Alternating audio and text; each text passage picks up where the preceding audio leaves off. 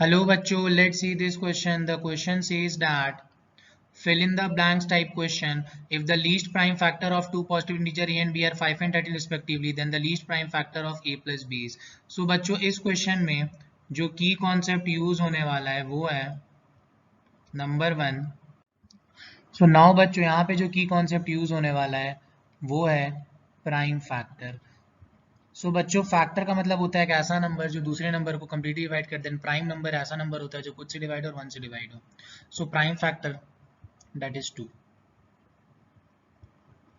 वो फैक्टर जो प्राइम हो उस टाइप को हम लोग वैसे नंबर को प्राइम फैक्टर बोलते हैं. सो नाउ बच्चों अपने को बोला है कि अपने पास एक नंबर ए है जो उसका सबसे छोटा लीस्ट प्राइम फैक्टर है 5 एंड बी अपने पास ऐसा नंबर है जिसका सबसे छोटा प्राइम फैक्टर है 13. सो अपने को एक चीज समझ में आ गया कि जो ए नंबर है वो या तो 5 है या तो 5 से बड़ा है, और जो अपने पास बी नंबर है वो या तो 13 है या फिर 13 से बड़ा है. सो अगर हम लोग पहला केस ले लेते हैं जहाँ पे ए का वैल्यू 5 और b का वैल्यू अगर हम लोग 13 ले लेते हैं. सो अगर हम लोग निकालते हैं a plus b 5 plus 13 is equal to आएगा अपने पास 18.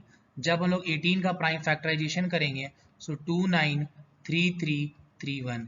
सो हम लोग 18 को लिख सकते हैं 2 इंटू 3 इंटू 3 इंटू 1. तो आप देख सकते हैं यहाँ पे जो सबसे छोटा प्राइम फैक्टर है वो है अपने पास 2. अब बच्चों हम लोग केस 2 लेते हैं. केस 2 यहाँ पे बच्चों हम a को ले लिए 5 स्क्वायर दैट इज 25, b को ले लिए हम 13 square that is 169.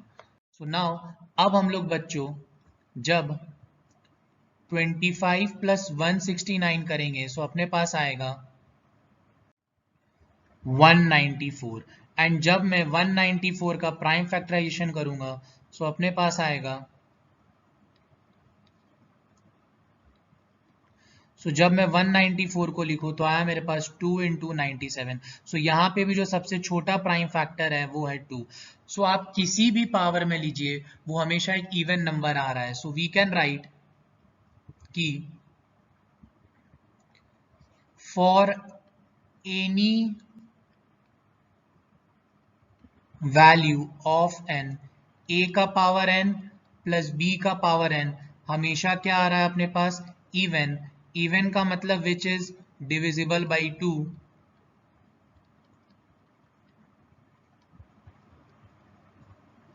So we can write therefore least prime factor अपने पास क्या है 2.